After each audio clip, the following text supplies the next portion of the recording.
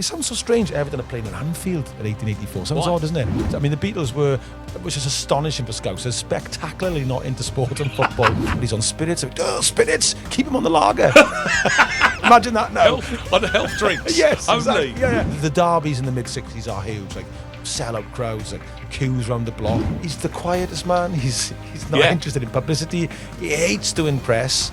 He's vehemently against Match of the Day. He doesn't believe in any televised football. It's said that the phrase taxi for so-and-so comes from the time that John Moore sacked the original Everton manager. You know, the two football clubs there are two of the best teams in certainly in England, and you know, doing really well in Europe.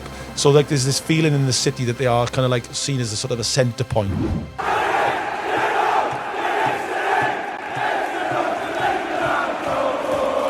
Hello and welcome to a new episode of If You Know Your History with me, Jonny Owen, and my good friend. I am Mark Webster. Hello there, Johnny, and welcome to the absolute correct turn of an episode.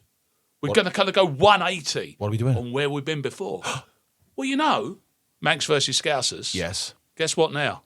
Scousers versus Manx? I should say so. Wow. Well, it's such a big topic, isn't it? Huge. We were never going to get that all in one go, so we're filling in some of the gaps. Yes. So when we're talking about this stuff, Mark, Scousers and Manx, we may go over some of the older ground just to establish the people where we are, because it's the same events that come up all the time. Quite. And there might be more Tons. episodes on this because it's such a rich history. It is indeed. And I know that you can take us back to that strange fork in the road at the corner of Stanley Park, where none of this conversation might have happened if things had gone another way in terms of who's running what club and who ends up playing somewhere. Well, Liverpool are literally born out of Everton Football Club. Yeah. I mean, they couldn't be more joined. I mean, they are basically from the same womb, as they say. It's an extraordinary story, actually, because there's a character that looms large in this, as far as Liverpool are concerned, certainly, called John Holding, who was he was kind of like the sort of chairman, president, all rolled into one of Everton FC at that time. He was a Conservative councillor, a member of the Anfield Lodge. Yeah. Oh, he's a fine, upstanding member of the community, a lot of Freemasonry. Interestingly enough, Mark, he's got you like this, because I thought this is kind of thing. He is in 33% of the ancient accepted Scottish rite in the Masonic Lodge. I have no idea what that is, but I bet that's impressive. I bet there's some kind of sort of ceremony that goes on there, sort of legs up and standing, and arms rolled. And the medals. Yes, think of the medals. Do you know? I got a funny story. A mate of mine said to me, he said I nearly joined being in the Masons, and he said I was lying there with a blanket over me, and he said I thought, would Joe Strummer do this? No. And he said I got up and walked out. It's London Marathon or join the Freemasons. Yes, exactly. Which one would Joe do?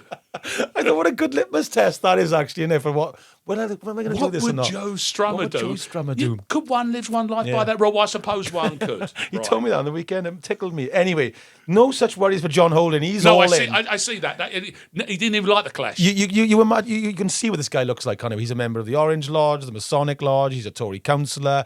He's the president of Everton Football Club. He's a very fine, upstanding member with a giant moustache and a very, very stiff, starched white collar. You know, he is Liverpool. I believe he's sort of like mayor of Liverpool at one point. All things to everybody. But it's this thing we talk about, this common thread, Mark, through certainly football history and social history. There's a philanthropic edge to these men where they want to get involved in football clubs. They think it's sort of helping. It comes back to this thing, historians talk about Christian muscularity, the sort of idea that, you know, you do sports, pray, you keep your body and your mind in check, everything is all that kind of stuff. You know, and Everton are literally connected to a church, as we know. But the problem is, John wants to complete control, and there's all kinds of shenanigans. Yeah, I was going to say a bit of power in there as well, arguably in the mix. It's really hard to explain, actually, because they sort of jump around Liverpool, and they play in Stanley Park, they play a few different places, and him and another guy, they sort of have a bit of ground. A guy called Oral, who's a fellow brewer, I believe, and they have a patch of grass. And this is Anfield, and they charge Everton rent to play there. Really? Yeah, and it's sort of like, and the rest of the board members are getting pretty annoyed about this, quite rightly, because they're going, well, this guy's making, and he hasn't a chance idea he's going to float them, and he's going to own more shares, and he's going to earn more money, and they get really annoyed. So the philanthropic part of it's out the window at the moment, isn't it? It's all gone at this point, yeah. He's kind of on, sort of getting annoyed. But Everton have sort of like, they're playing, it sounds so strange, Everton are playing in Anfield in 1884. Sounds odd, doesn't it? And then in 1885, 88, so they get into the Football League. So they're an established football club. There's all this stuff in the background is going on, and sort of he's charging them rent, and they have this meeting and they force him out. Wow. And they go away and they say, we're taking Everton with us and we're going to go over there to Goodson Park and stuff you. We're Everton. And he's obviously, a man that doesn't take this slight easily or lying down. So he says, right, okay, I need to form a football club because I've got a ground. Yeah. What do? I've got Anfield here. So he tries to form Everton Athletic. And the football Hold league. on. That's quite close name-wise, isn't it? Or is it just me? Yeah, they go, no, you can't have Everton Athletic. You have to think of a different name. And he comes up with the incredibly clever thing of going, why didn't I name myself after the city? Yeah. Which was kind of always there as an option, wasn't it, in a weird way? You go, actually, John, that's pretty clever, actually. Yeah. So he forms Liverpool FC. Typical of Liverpool is amazing sporting city. They both got great support almost straight away. And there's this and it's established. And Liverpool take off pretty quickly. They're in the Football League by, 1893 and they're up and running. So they're the two city football clubs up and running. And they become sort of like giants of the English game. They do. Both do. The good news, though, I must say about one of the Everton moves, and we'll talk a lot about more than a little bit later on, because the rivalry is clearly there, and there's a time there when Everton sort of perhaps got their nose ahead of everybody. Yeah. But if you ever wondered if the Everton Mint was the Everton Mint because of Everton, Everton Mint is an Everton Mint because of Everton. Yeah. Because apparently there was a toffee shop called the Molly Bushel, which was near Anfield, so back in the day before they moved, and that was very popular with the fans. But when they then moved, there was one near a Goodison called the Mother Noblets toffee shop. Catchy name. I like it. And she invented the black and white striped sweet that became known as the Everton Mint. Okay. Although apparently, good luck to Molly, she kept the concession in the ground when they moved to Goodison Park. Good girl. So the Toffee Men and the Mint Great connection nickname, that. is all there. Yeah. Exactly. That's Brilliant right. nickname. Because you kind of think to yourself, I wonder what weird, obscure line this name came from. Yeah. Well, it's because someone sold toffees outside the ground. Brilliant. Love it. That's what football's all about. I mean, we touched this previously, didn't we? We mentioned Everton's badge and the famous building in it. Everybody thinks it's a church top. It's not. It's a jail, isn't it? Yeah, exactly. It's the Everton jail. That's it's right. It's before actual jails and police stations. They'd lock you in there if you had a few pints or something, and then you wait till the next morning when somebody come along and go, right, he's done this, and charge you. Did that. Yeah. Can I take you back to the 1st of September 1892, then pre-season game? Yep. And it's Liverpool FC's first one against Rotherham, yeah. Beat them 7-1. If I may go through the lineup for you. Go on. McLean, McBride, McBean, McQueen, McCartney, McCowan, McHugh. They were called the team of Max. They were called the team of Max. McCartney, I wonder if there's any relation. I had a look for you, John, and because, of course, it would be close. And Paul McCartney's famously Evertonian, isn't he? He is. He's at the edge. His father was a big Evertonian. Cusp, was he? He talks about it. I mean, the Beatles were, which is astonishing for Scouse, spectacularly not into sport and football. And a part of the theory like is... you could sing a bit. Yes, exactly. The theory was that they were so obsessed with music, and as they were kids, they didn't have any time for it, really. But it used to really infuriate it's Hunter Davis who wrote the autobiography. Yes. He said he was get really frustrated by going, you must love football, one of you, and they're all going, no. Otherwise he's got nothing else to talk about.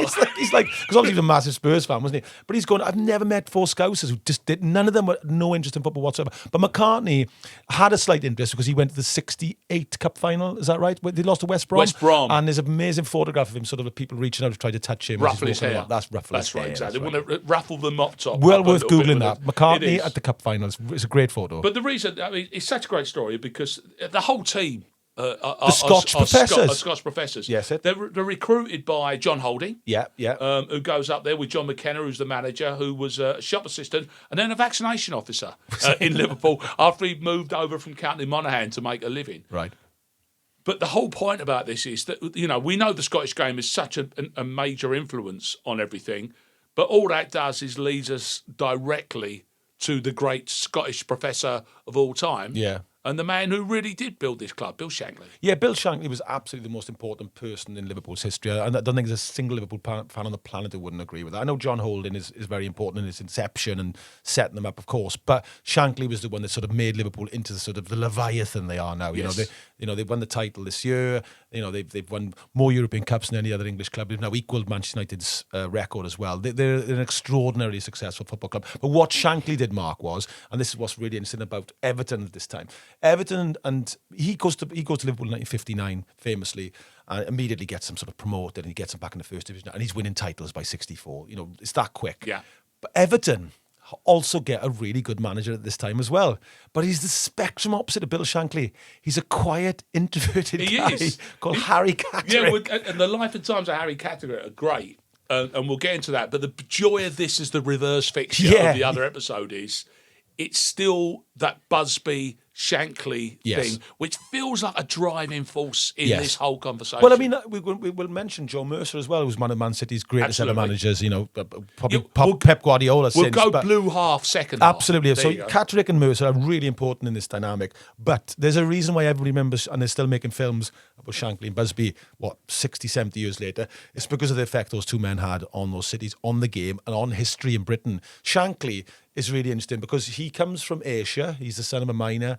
He works on. He's the son of a tailor. Actually, he works underground. He's one of 5 brothers who all play professional football. Wow! So they're all live in the same house. A bit like the Jones boys, who are from sort of South Wales. Yes, we visited their house. Mark's got relations to them. Famously. I do indeed. That's right. And we're all the way at that top of that hill to see the Sun home. Hill, wasn't it? Yes, that's a valley hill. That was, or hell, as I like to call it. Yeah. But Shankly and his brothers. Shankly becomes the most successful player amongst his brothers. Really, he ends up at Preston North End. They win an FA Cup. He's very famous and well known there because he's got such a distinctive personality. You know, he's often seen out running the streets and all. He's a fanatic about the game. All he does is talk about it. Wants to train. Just wants to play. He's obsessed. It's fair to say he's obsessed with football. Oh, and by the way, and just as a kind of cultural reference point, and hey kids, go back and watch episodes of Porridge.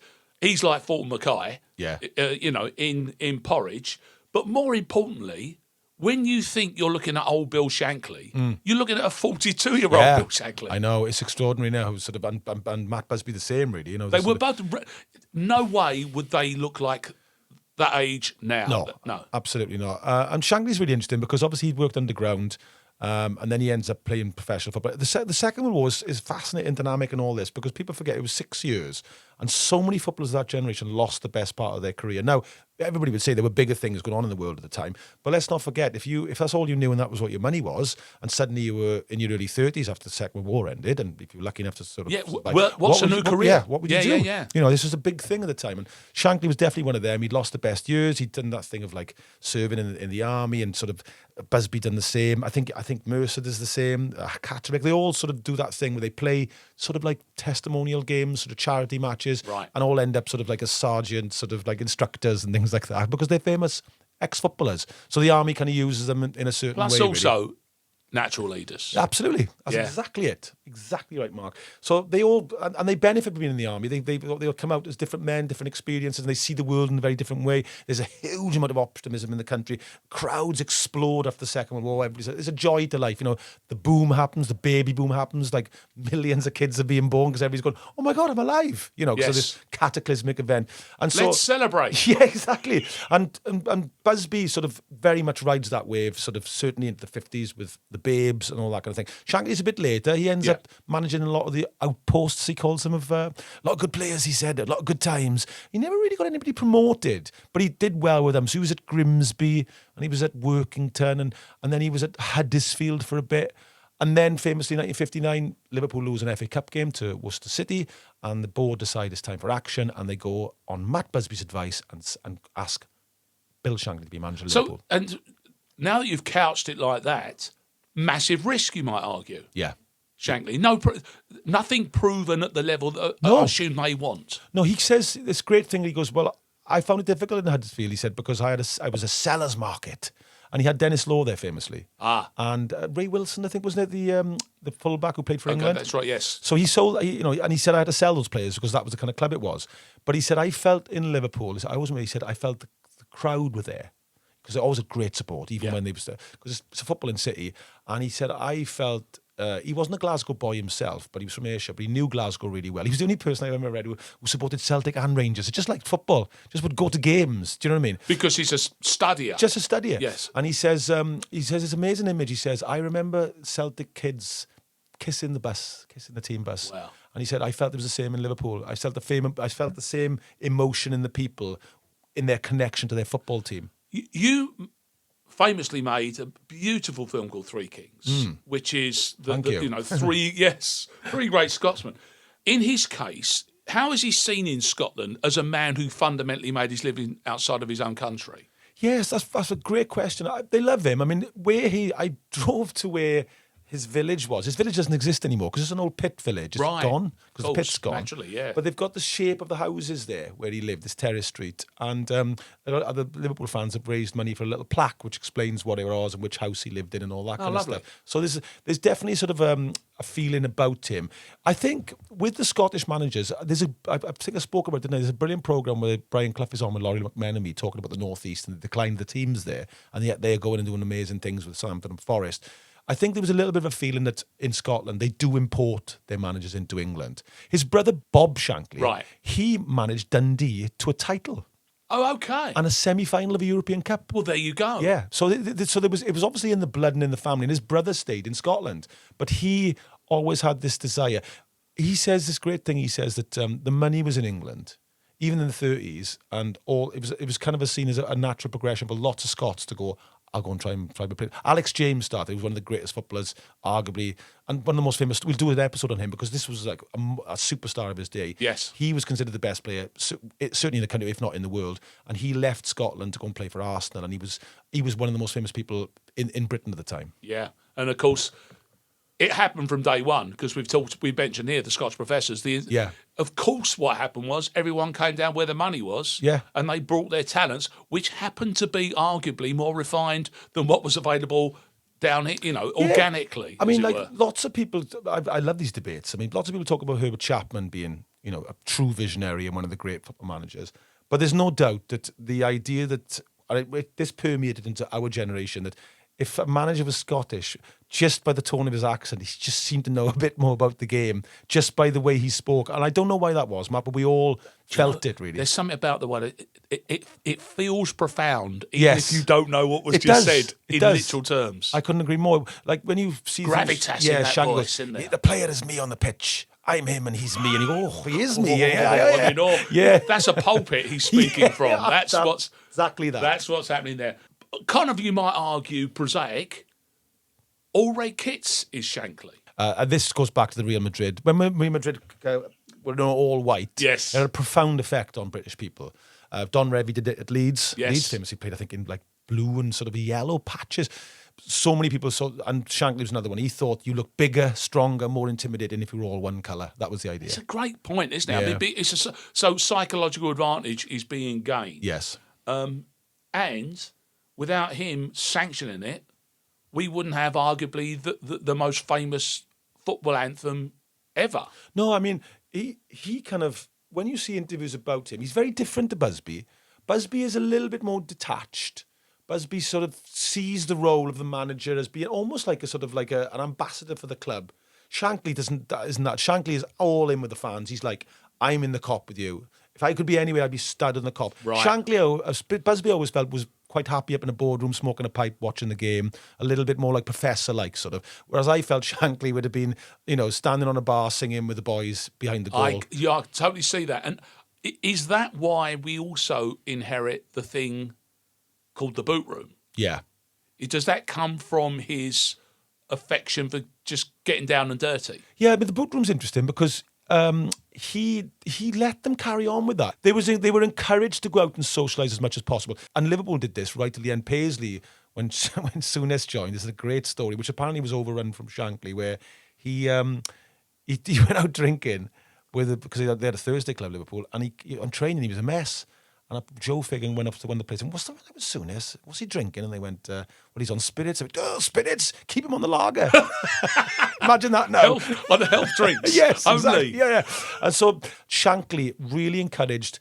The boot room was just basically literally almost like a shed with boots in. They cleared out, put a rickety old chair and a calendar, and somebody delivered some Guinness bottles in there, and they just used to go in there and talk. And he would pop in, of course, but it was a lot of the time. He was obviously we did say now he was on the spectrum, I suppose, but he would type for hours into the night replies to everybody that wrote to him. Just wow.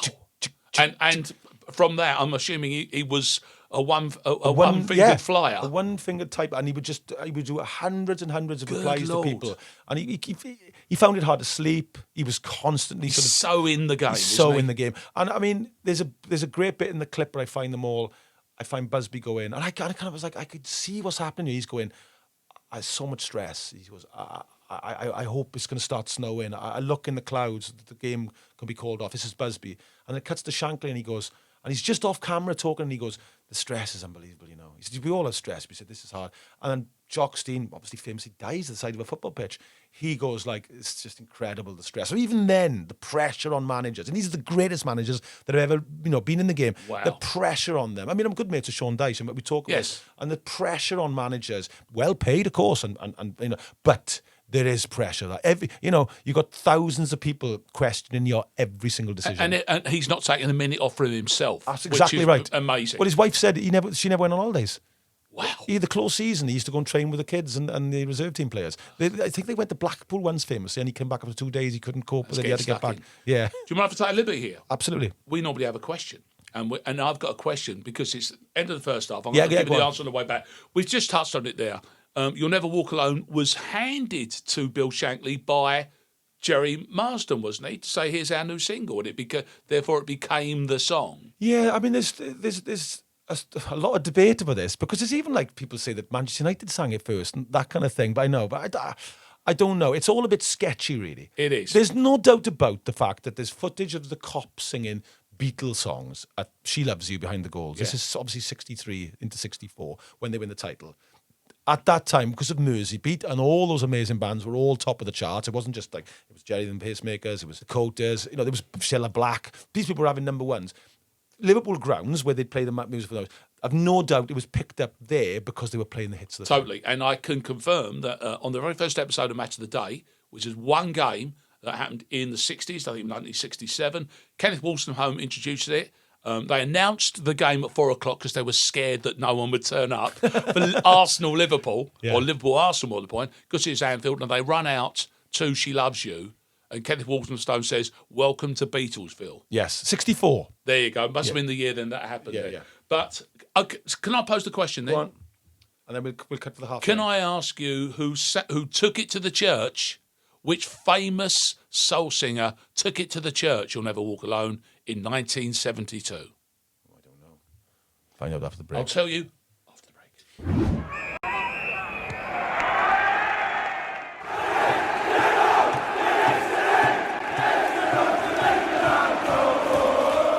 Hello and welcome to the second half of If You Know Your History. I'm Jonny Owen. I'm kicking off. Just to my left here is Mark Webster. Yeah, hello there. And this is, as you say, the second half of the first half of a show that we kind of touched on already from the reverse angle, didn't we? That's right, yeah. This is called Scousers versus Manx this time. And we've been touching on Liverpool in the first half, the founding, where they were born from Everton. But this time we're going to talk a little bit about Everton, because Everton in the 60s, this is the period we want to sort of focus on, are a really interesting story, actually. They are indeed. And can I, before we leave the red part of the conversation, and of course the thing is that, yes, of course we're going to be touching on these things across both episodes, but we're approaching it all from different angles each time, so showing you some fresh perspective.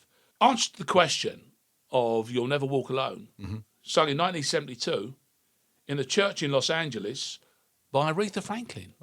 For the documentary Amazing Grace. Oh, yes. In which she went back to church and sang in front of a congregation that include several Rolling Stones, etc., directed by Sidney Pollack. Really? Yeah, unbelievable. It's unbelievable. She turns it into a hymn, as you would imagine. Yes, she would. Which is very similar But to the original preacher, version. was he a very famous preacher, Oh, wasn't yes, he? indeed. Yes, the Reverend Franklin is That's where right. that all began. And her going secular wasn't necessarily the biggest, most popular choice within the Franklin family, but she did a decent job with it, I think. She did okay, didn't she? She did indeed. But you're right, though. It's the kind of blue half of the conversation now, isn't it? Yeah, so the 60s, so a really important character sort of arrives here. Harry Catterick, who was the manager of Everton during the 60s, very successful manager. But like I said, the spectrum opposite of Bill Shankly. He's the big city rival for him, but he's the quietest man. He's not interested in publicity. He hates to impress.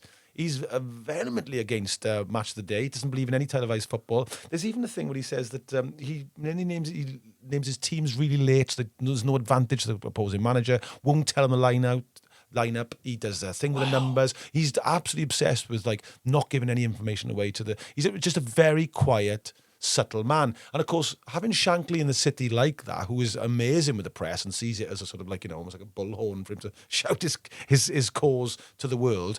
A lot of people say that he's sort of been not forgotten about, because Everton fans obviously respect him and love him. But there's no doubt that he doesn't hold the same place in the nation's sort of consciousness as Bill Shankly, simply because he was a quiet fella. For a man who was seen as a true gentleman, he arrived in strange circumstances because John Moore, the famous Paul's Baron, Littlewoods catalogue, all that kind of business, he gives up all of that stuff so that he can become chairman of Everton. And then famously, he sacks the then manager in the back of a London taxi cab. Gets rid of him so that he can appoint Harry Catterick. Yeah. And it's said that the phrase taxi for so-and-so comes from the time that John Moore sacked the original Everton manager. Seems harsh, but it would seem to be relatively the truth of the whole thing. But it was John Carey was, by the way, the manager at that particular time, who had a wonderful career, and he went on to do other things as well. Yeah. But bringing in Catterick completely transformed Everton, their status in the city, didn't it? Well, He'd had a great few years at Sheffield Wednesday. He was seen as a real sort of rising talent in the managerial world. He was, again, Second World War interrupted his career, I think, but he was in his late 20s when he came back. He scored an extraordinary amount of goals in the war. Oh, right. He was seen as a really good player. And when he came, he played for Everton as a player, and he was seen as a very good player. But it was as a manager, he was sort of his stock was really rising, I suppose.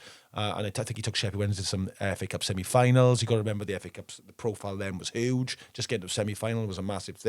And Everton decided to make the move to bring him, because Everton was always seen as kind of one of the great historical clubs of English football. Right. And the idea was they needed to be sort of back there. And the Moores thing is interesting, Mark, isn't it? Because they're involved in Everton and Liverpool, aren't they? That family. It's not just Everton. They're involved in both clubs. They cross both. Yeah. Both, I mean, obviously, it's a small part that divides them, and as we've heard at the start of the show, they're completely and utterly intrinsically linked. Yeah. Not least which they do actually live in the same city. Yeah. But it's the way that. But he gives Everton as much punching power as Liverpool for several seasons. I agree. Yeah, so in the 60s, they absolutely are competing with Liverpool and Manchester United. They're winning titles, FA Cups, and they have these three incredible players to this day called the Holy Trinity. There's a statue outside. Fits Everton's profile quite well, doesn't it, that reference? Yeah. So you got Kendall, Ball and Harvey. Howard Kendall famously never capped for England. One of the shocking things. Strangely enough,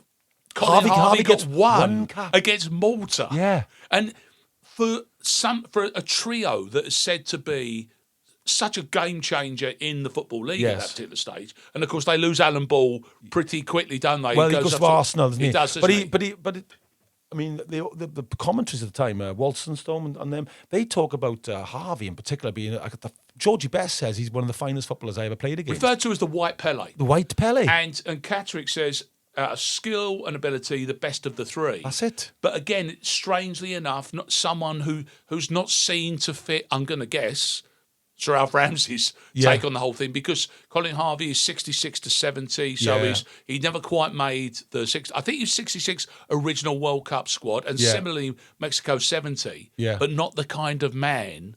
That talent wasn't required in the England team. Yeah. Somewhat worrying, that, isn't it? Interesting. I mean, Alan Ball, obviously a massive part of the 66 winning World Cup team.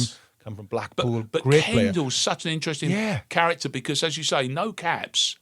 But do we assume that Catterick's got his arm round him? Because he goes on to become an extraordinarily successful manager in his own right. Brilliant manager. I mean, there's a great film called Howard's Way, which is all about documents that time when he goes to Everton in the mid-80s and turns him into a European powerhouse, but it takes a while for him to get it going if you watch it. Right. It takes a few years, but once it clicks for him, and it's that extraordinary team, Southall, Ratcliffe, Sharp up front, Gray, great Sheedy, brilliant team, But, he's obviously learned from Catterick, because the way they play as well is very interesting. Everton fans talk about this all the time. That team that played in the 60s played football a certain way, and that's intrinsic to Everton fans. They have to play a certain way. If a manager comes in who was a little bit more rudimentary, like Sam Allardyce when he came in, they just don't. They won't have it. They just David go, "Not for us."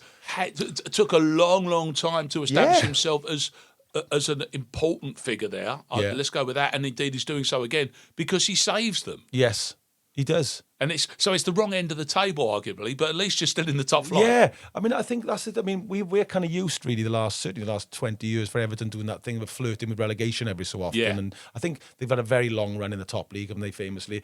But, in the 60s, there was no doubt about it. They were a top team. They were in titles 63, 70. They were in FA Cup in 66. They got a final in 68. So they're always there or thereabouts. And they have some sort of Herculean struggles with Liverpool. The derbies in the mid-60s are huge, like sellout crowds, like queues around the block, all that kind of stuff. I'm glad you mentioned that because, of course, it's obviously it's still talked about, and famously this season, the incredible last-minute goal at Goodison Park, last ever Merseyside derby to be played there. Incredible game of football, but it disappeared somewhat from the language as one of the big ones, didn't it, for a while? It did. And it's interesting because when you phrase it like that, I think possibly until 64, 65 is taken off the Liverpool-Manchester United rivalry. Yeah. But there's no doubt in the early 60s and possibly into the mid, it's Liverpool-Everton is the big rivalry in that city.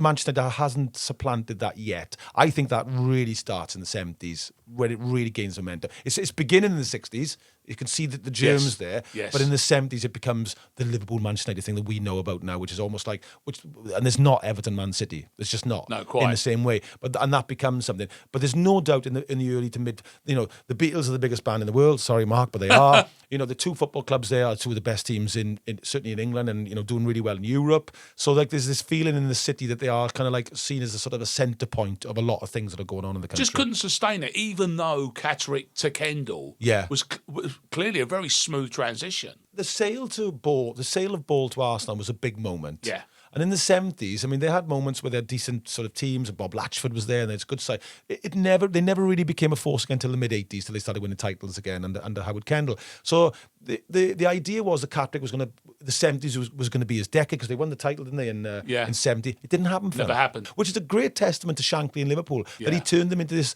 machine. Ferguson had a very similar thing. Year after year of getting to Europe and winning titles, that takes some doing for me. It does. Even Clough found that difficult with Forest, because Forest couldn't keep up the pace of what they'd done in the late 70s. Liverpool did. Yeah. Liverpool did. And I remember, strangely enough, distinctly as a young man, being shocked because all my football cards were now out of whack, that Alan Ball leaves Everton. I know. Because they're a big club. Yeah. And why would a man who's from that part of the world or that half of the country suddenly decide that he's going to move down and play? It was a for strange Arsenal? one. But it was obviously massively successful for him, and certainly in terms of him on a personal level. But it did seem to rock what was the trajectory of Everton. I agree. And there he was gone. Guess what we haven't talked about in all of this so far is the light blue half of this equation, which given how they've been in the last 10 years or so, is arguably surprising. Yeah. But Manchester City as a football club have been through some very strange decades. But once again, there was a period of time when they were as good as it got as well in this country, weren't they? And they were punching up with the other three. Well, I mean, it all sort of like coalesces to the 60s. I sound like some sort of like cultural pop thing. It's all about the 60s. But it did seem as that was the decade that the two Manchester clubs and the two Liverpool clubs were all sort of competing at the top end of the table. No two ways about it. Yes. And Joe Mercer comes as the manager. He's from the Liverpool area, Ellesmere Port, I think, isn't it? So I didn't realise that because I knew he was an Arsenal man. Yeah. Well, he played for Everton, didn't he? And then he came to Arsenal, and he commuted. Did you know this? He commuted from Liverpool to Arsenal. Because he kept his greengrocers going, didn't he? His greengrocers. His family said, you can't let the greengrocers Someone's got go. to put the cabbages out, John. Come on. Well, he had a pretty unlucky end, really, to his career. He had a broken leg, I think, and it finished him, and he was quite glad he had this greengrocers. But then I think he went to Sheffield United. Somebody came in for him, and he got back into football. Interestingly enough, just to touch back on Harry Catterick, bless him, he had a heart attack coming back from watching a game over in Sheffield. Wow. And then he actually passed away of a heart attack watching a game as well. Bit like what happened. Dixie Dean, same thing. Another Everton, probably the most famous player to this day Everton have ever produced. He had a heart attack after watching a game and passed away as well. So it just goes to show, talking about the pressure managers are under. Yeah. It's extraordinary. It's a kind of dying with your boots on thing, isn't it? We could touch on, and people, when you talk about these things to people, they go, I never knew that. Joe Mercer had a stroke when he was managing Aston Villa. Right. And they sacked him. They sacked him in 1964 because he'd had a stroke. Yeah. That's while he was convalescing. I think this is before Doug Ellis. Yes. So we can all safely say that wouldn't be happening nowadays. What an anomaly. But it's fascinating. We're all, we talk about this. I think there was a game, Mark, where they put 2 heart monitors on 2 managers. I think Sam Allardyce was one of them. And it was extraordinary what they found. They were going like the stress levels were dangerous. And really. arguably more so now, but which is even crazier. But then again, I guess at least we could be healthier. Yes. Which is kind of the good news. But John Mercer comes, and then he comes to Manchester City. He's there by 64. No, he's sacked in 64 to Aston Villa, right? Yeah. 65 he comes to Man City. I didn't realise they were in the 2nd division then. Yeah, there you go. So obviously... So very much the poor relation of all of our conversation at this Well, if you stage. think of it, if they're in the 2nd division at this point, United and Liverpool are flying, as are Everton. Man City are in the 2nd division. I mean, they were the biggest club in Manchester, certainly before the Second World War. There's no, I don't think anybody would argue with that in Manchester. They were winning cups in the 30s when Busby was playing for them. Yes. Record crowds all set in Main Road. But then Manchester United come from sort of like the Phoenix from the... So this is there's a genuine fall from grace going on there, isn't there? there? Yeah. So the 65 he comes in. He immediately gets them promoted. So he's obviously he knows what he's doing, and then they're flying. They win a title by 68, FA Cup 69, League Cup 1970, European Cup Winners' Cup 1970. They've got some fantastic players. Obviously, Franny Lee, Colin Bell, Nijinsky, as they called him. You got Summerby on the wing. Great Tony Booker's team. skipper was amazing. Tony Booker, yes. who was bought from, I think, Bristol Rovers quite late. Just a kind. Again, I think he was arrived as a pretty old, a veteran player. Yeah. And yet becomes kind of the mainstay of it all. Absolutely, and a fabulous football team to watch at this point, Man City. I mean, Everton are playing great football. Manchester United got they are Holy Trinity as well. Law, Charlton and Best. Liverpool are, they've got Ian St. John up front. You've got all that great team. So it's like, the football's exciting. The music's exciting. Everybody's working. It's like, the boomers, the babies who were born after the Second War. They're all coming to age. They've got spending power. People got money in their pockets. It's arguably the best time to be in Britain. And if you're in these cities and you're supporting these football clubs, it don't get any better. They own it. They're owning it. And there's another name that now fits neatly into this equation because he kind of picks up the ball, as it were, and runs with it from there. Because he joins as early as about 65 as Joe Mercer's assistant. Is a fellow who was actually born in Dartford in Kent and who failed his 11 plus because if he'd have gone to grammar school, he'd had to play rugby. That's right. Yeah, that's Malcolm Allison. Malcolm Allison ends up signing for West Ham in 1951. A good player. 29, he gets tuberculosis, so his career is immediately being curtailed at this stage. But he, again, is one of these West Ham coterie who are players who are aspiring to be coaches already. Disciples of the game, yeah. They are. What do you call it? The academy, isn't it? It's the academy which was formed in a cafe on Green Street near the ground. And Everton's is the School of Science, is that right? Yes. Yeah. And Allison, in fact, he says it himself, Bobby Moore says that my career is because of Malcolm Allison. Because Malcolm Allison, because when he couldn't play, took the kids. Wow. And Bobby Moore was a little fat fella playing in midfield, and he basically showed him how to make his game work, and stop Bobby Moore packing it all in. Wow. And so basically, Malcolm Allison, thank you very much. Won the World Cup for giving the nation the captain of a World Cup team. Yeah. So 65, he ends up, he goes to work with Joe Mercer. Yes. Like somebody calls him the key to the door, which is interesting. We talk a lot about combinations of management and coaches. Yeah. And clearly this one worked. Yeah. And Joe Mercer, older, frailer man. Yeah. Matt Allison, flamboyant, loud, and a leader on the training pitch. Yeah. So a man who comes up from London and tells everyone, gets a bit larger than life. And we are talking about, we might as well mention it here, big sheepskin coats, cigars, and fedoras. Yeah. A hat named after Sarah Bernhardt's character from the play, That's Fedora, right. which represented, which at the time when the play came out, that hat was a symbolism of feminism. Was that right? Which you don't know if that was one of Malcolm's strongest points. No, I wouldn't say that either. Because he is famous for a series of girlfriends and affairs, including Christine Keeler, who lived in the World's End estate. She was a local girl who kind of ended up, let's go with infamous. Yeah. Dorothy Squires, who I think Roger Moore was married to. The girl, point. Valley Girl. And Fiona Richmond, who ended up in the team bath. Perhaps we draw a line under it there. But Peter Swales is the big factor in this because he's the guy who wants to come in and take over the club in 71. So he's a character that moves onto the stage. He is, because Mercer he doesn't want change. No. Malcolm Allison is with the new guy. Yeah. And it's reported, and again, poor old Joe Mercer, who I've always felt for, not least of which he got the years he got the England job weren't comfortable or pretty. Did a decent job, though. He was kind of just in this somewhat frail old fella that was exactly the best he got was filling a hole. Turns up to work, and apparently his car parking space has been painted out. And of course, the Malcolm Allison that takes over from Joe Mercer, and Joe Mercer is feeling more like the old days, the older generation, the more you see Malcolm Allison. And Allison is all of the things I've just described, and then he's also so photogenic, so telegenic, such an appealing man. He ends up as one of the big-name pundits because punditry becomes massive around 70 World Cup onwards, to the point where he ends up in an amazing battle with Alan Mullery on an episode of The Big Match. Brian Moore introduced it, in which clearly Malcolm Allison has slagged off Alan Murray during the 1970 World Cup, and they decided to pick up the point. So there's Jimmy Hill was the referee in the middle. Alan Mullery sat there, looking older generation. Kind of suit and tie and a quiff. Malcolm, little short mod haircut, crew neck jumper with a V-neck Puma golf sweater over the top.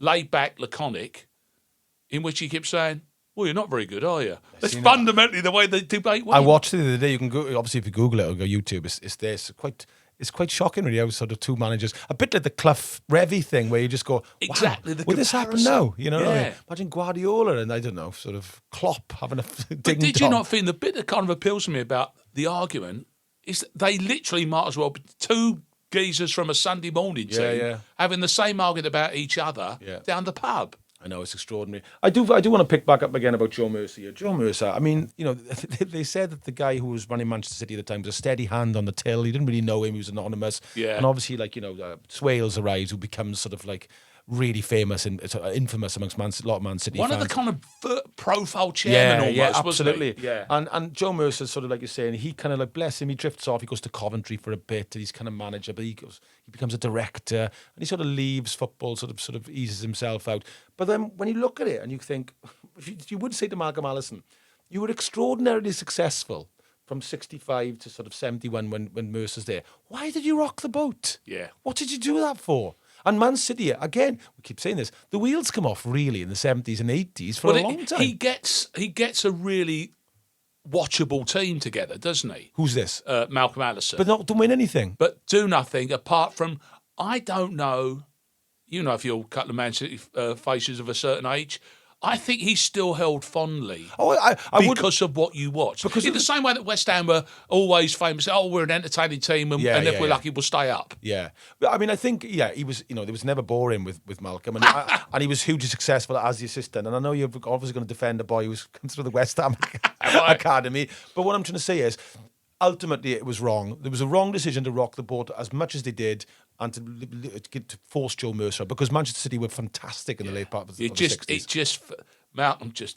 Big Mal just feels like it was just ultimately too big to play second fiddle, and that's where it happened. When we talk about we can end by saying this, when we talk about the Scouse-Manc rivalry, the Manc-Scouse rivalry, this is the reason why Everton and certainly Man City isn't as acute, because in the 70s, when Liverpool became hugely successful, them two teams kind of drift off a little bit. Manchester United are still winning cups. You know, they still can win it under 77 Doherty, and they win again, I think, don't they, in sort of the early 80s. They're not competing with Liverpool. Liverpool are kind of like streaking everybody before them, aren't they? But the rivalry becomes more good because Manchester United are aspiring to sort of bring Liverpool down. Everton don't get anywhere near there until the mid-80s. And Manchester City don't get anywhere near it's ages ago, to the last 5-10 years. And almost like the kind of the amen to all of this conversation, because it's still such a kind of raw emotional thing. Is Dennis Law in a sky blue shirt backing in a ball to send his team Manchester United down? Felt like about as end of an era as life gets. It did, but interestingly enough as well, do you know the last few years, certainly in Europe, Manchester City and Liverpool have clashed a few times. That's got to be spicy. You know, the bus has been attacked going into Anfield. And so if anything, at the moment, you'd probably say Liverpool and Man City is probably the most acute rivalry. So it's back. It's back. It's back. Do you know what? We'll have to do more Scousers and Mancs. Maybe we should flip side, reverse it, and call it something else next That's time. right. All right, Queen Latifah. Thank you very much. Listen, we're on every platform. Really glad you've joined us, and we'll see you soon.